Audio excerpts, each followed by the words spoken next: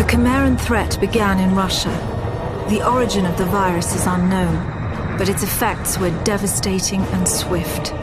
In the 1930s, reports of biological experiments began leaking out of Russia. Then reports of villages destroyed overnight. Then entire cities.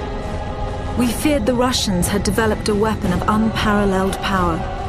The truth was far worse. The Chimeras stayed sealed within Russia for over a decade.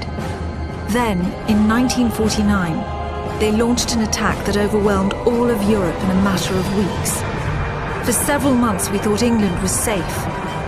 But in October of 1950, the Chimera burrowed under the Channel. We had prepared for them, but in 3 months' time, the war was lost. We abandoned the cities to the Chimera and retreated to scattered military bases and outposts. The Chimera had won. On July the 11th, 1951, the Americans launched an assault on the eastern coast of England. On the second wave of that assault was a sergeant named Nathan Hale. The actions of that soldier have become a matter of both scrutiny and myth.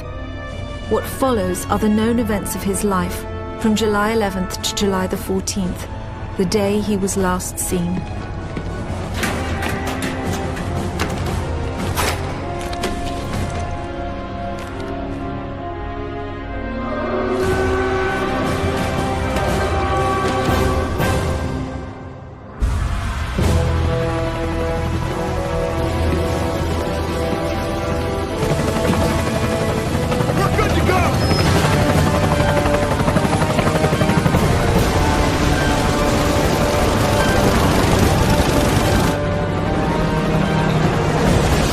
Soldiers had no idea what they would soon be facing.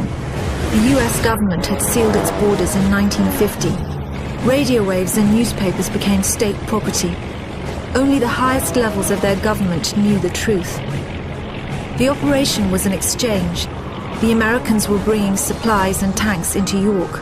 We were giving them our one secret weapon, something we could offer that they couldn't build themselves. I was the commander of the convoy team that was to meet the US soldiers. We were ambushed in Manchester on the way to the rendezvous. There was no way to warn the Americans. They were on their own in York, fighting an enemy they knew nothing about. We never learnt exactly what happened there.